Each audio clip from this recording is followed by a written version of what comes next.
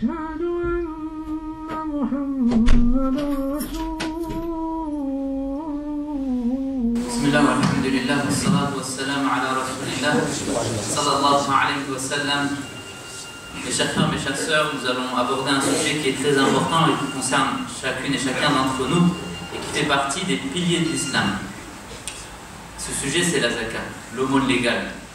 Et Allah l'a rendu obligatoire pour cette communauté, la communauté de notre cher prophète Mohammed sallallahu alayhi wa sallam, afin de prendre une partie des biens du riche pour la donner aux pauvres et à celui qui est dans le besoin. Et combien de fois Allah subhanahu wa ta'ala associe la prière avec l'aumône légale, avec la zakat. Et dans leurs biens, prend un droit, un haqq, Allah nous dit, pour le besogneux et pour le pauvre, celui qui est dans le besoin. Allah il utilise le mot haqq, son droit. C'est aujourd'hui un droit qui est devenu rare chez la communauté et chez les musulmans et dans les pays musulmans. Alors que l'islam, il est venu organiser la vie du croyant et de la croyante dans différents domaines. Et aussi pour faire en sorte que le pauvre ne reste pas toujours pauvre. Et pour que le riche participe à ce que le pauvre ne reste pas toujours pauvre. En effet, la zakat a été instaurée afin que l'argent et les biens et les richesses ne circulent pas uniquement entre les gens aisés. Que l'argent ne circule pas uniquement entre les riches. L'islam, il est venu organiser toutes ces choses-là pour que le pauvre ne reste pas pauvre, pour que le pauvre n'enfante pas un enfant pauvre. Et cette organisation, An-Nizam, elle n'existait pas avant l'islam. Par exemple, quand on regarde dans les pays occidentaux, en Europe, il n'y avait pas cette organisation-là. Le riche avait tous les droits et le pauvre n'en avait aucun. Le riche restait riche et le pauvre restait pauvre. Aucun droit. Mais subhanallah, quand l'islam est arrivé, il a organisé de telle sorte que le pauvre puisse accéder à cette richesse et partager. L'islam, il encourage à travailler. Il encourage à s'enrichir dans le droit chemin, dans ce qui est licite. Mais il demande de ne pas oublier de partager une partie pour le pauvre, pour celui qui est dans le besoin. Et aujourd'hui, on voit que cela a été appliqué, subhanallah. Les Occidentaux en Europe, ça a été appliqué. Ils ont pris ça de l'islam. Cette façon d'organiser et de partage entre le riche et le pauvre, et de faciliter pour que le pauvre ne reste plus pauvre, ils ont appris ça de l'islam, mais ils ne vont jamais dire que ça vient des musulmans et ça vient de l'islam, et ils l'ont appliqué. Et les musulmans, eux, ils ont fait marche arrière. Ils ont délaissé ces pratiques. Et c'est ordre d'Allah subhanahu wa ta'ala. Un des exemples que le chef nous a donné, autant de Napoléon Bonaparte, que tout le monde connaît, un empereur, il a étudié l'islam et le fiqh maliki, la jurisprudence de l'école malikite, d'un savant al-Jassas, d'un savant maliki, et il l'a appliqué pour faire sa constitution, et ses règles et ses lois.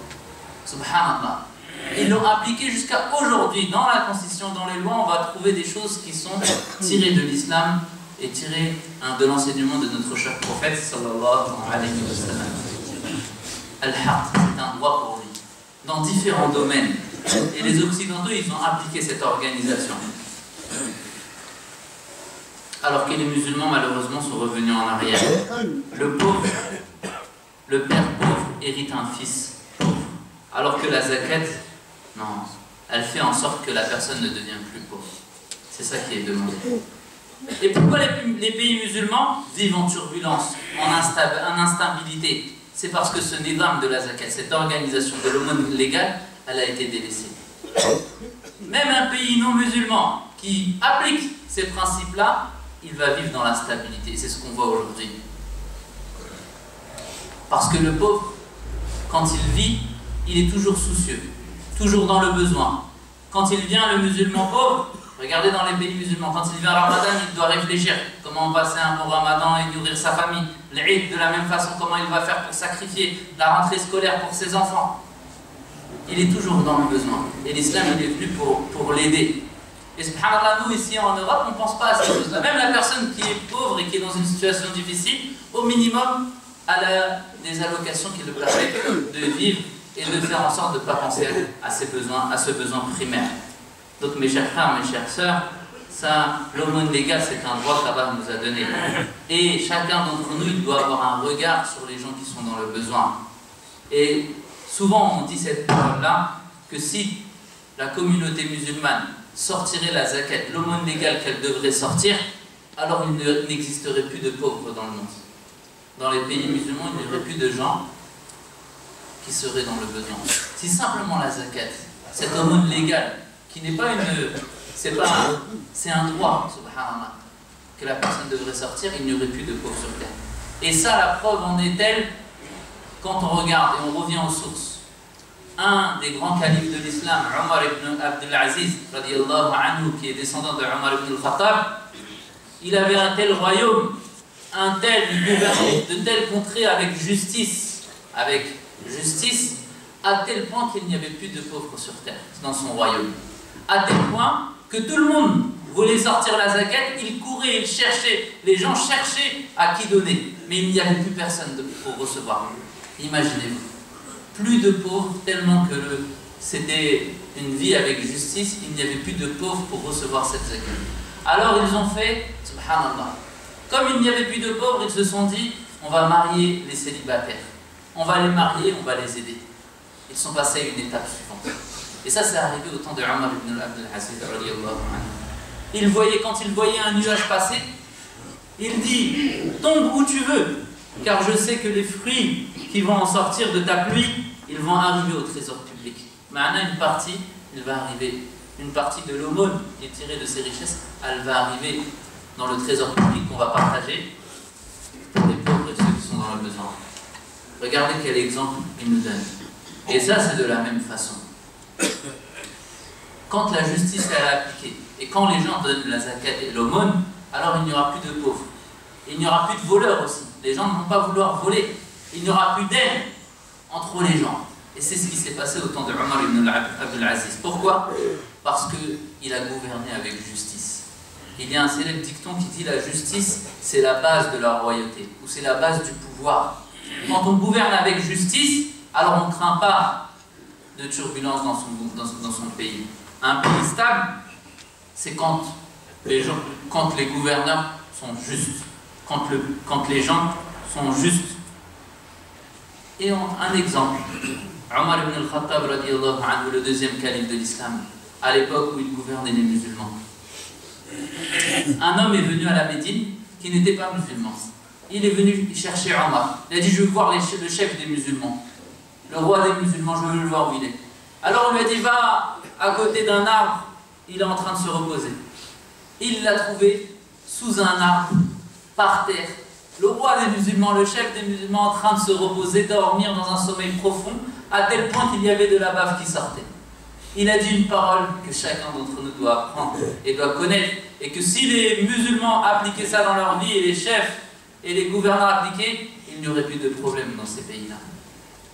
Adilta, il lui a dit, tu as été juste envers ceux que tu gouvernes, alors tu es en sécurité et donc tu peux dormir tranquille. Adilta, tu as été juste. Amin, tu es donc en sécurité et tu peux dormir profondément. Personne, il n'y a pas de garde, il n'y a pas de garde du corps à côté de lui. Il l'a vu en train de dormir à tel point que sa bave est en train de sortir. Sommeil profond. Pourquoi? Parce qu'il a gouverné avec justice. Parce que à son époque, les gens sortaient le droit d'Allah subhanahu wa ta'ala. Et une fois, cet homme-là, Omar ibn al-Khattab, radiallahu anhu, il a trouvé un homme dans le besoin, qui faisait la manche, qui n'était pas musulman. Et quand il l'a vu, il a dit à ses compagnons, mes compagnons, nous avons été injustes envers cet homme. Pourquoi, Omar? Pourquoi au chef des croyants? Il dit, cet homme-là, pendant sa jeunesse, il donnait son impôt qu'on recevait. Une fois qu'il est aujourd'hui âgé, il n'a plus les moyens et il fait la manche. Alors prenez de l'argent du trésor public et donnez-lui tous les mois. Versez-lui une compensation, une allocation. Comme on voit aujourd'hui, allocation chômage, allocation retraite. Omar radiallahu anhu, le premier à l'instaurer. Donnez-lui, alors qu'il n'est pas musulman. Et donnez-lui. Il est dans le besoin. Mes chers frères, mes chères sœurs, la justice, c'est la base du pouvoir. Elle doit être Et cette justice doit être en fonction des ordres d'Allah subhanahu wa ta'ala.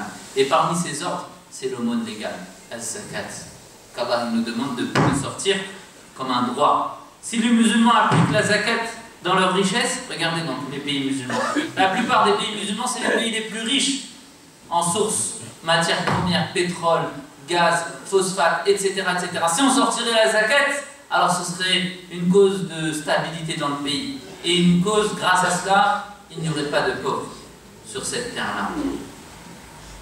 Il n'y aurait pas de gens qui désespèrent à tel point qu'ils se suicident. On a vu dans certains pays musulmans où les gens se brûlent par le feu, s'enflamment, tellement ils sont désespérés, tellement ils ne voient plus d'espoir. Certes, on n'encourage pas ces choses-là, car c'est des choses interdites, et l'islam interdit la personne de se suicider. Pourquoi? Parce que cette âme que Allah a mis dans ton corps, elle ne t'appartient pas. C'est Allah qui décide quand est-ce qu'il va la retirer. Ce n'est pas à toi. Et si la personne se suicide, c'est comme si elle n'était pas d'accord avec les décrets d'Allah. Allah t'a destiné cette vie-là. Quand tu es sorti du ventre de ta mère, il t'a destiné ta subsistance, ton risque, ce que tu vas acquérir dans ce bas monde. Quand est-ce que tu vas mourir? Et ça, il faut l'accepter. Je ne peux pas aller à la contre-exécution. À tel point que le prophète alayhi salatu wa salam nous dit dans le sens du hadith, celui qui se suicide sera châtié, sera puni avec la chose avec laquelle il s'est suicidé. Qu'Allah nous en préserve. Donc ce n'est pas une raison de désespérer et de se dire ça y est, je mets fin à ma vie car j'ai plus d'espoir. Non. Aujourd'hui tu es en difficulté, demain c'est la facilité. Mais mes chers frères, mes chères sœurs, s'il y aurait cette justice, si les gens reviendraient aux ordres d'Allah, à la voie d'Allah, il n'y aurait pas ce désespoir dans ces pays-là. Il n'y aurait pas cela. Aujourd'hui, ce qu'on voit au sein de la communauté est vraiment malheureux. C'est comme l'exemple d'une personne qui construit pendant 40 ans sa maison, et quand il a fini de la construire, il commence à détruire ses fenêtres, il détruit sa porte, il détruit son toit. C'est ce qu'on voit aujourd'hui. Les gens ont construit cette communauté et ils l'ont fait en sorte qu'elle devienne ce qu'elle devienne, et aujourd'hui ils se détruisent entre eux. Alors qu'en réalité, il faut discuter, il faut échanger, il faut débattre. La violence, elle ne ramène que la violence. Et c'est ça, mes chers frères, mes chères sœurs. Allah subhanahu wa ta'ala nous demande de sortir ce droit-là, az-zakat, l'aumône légale. Astaghfirullah.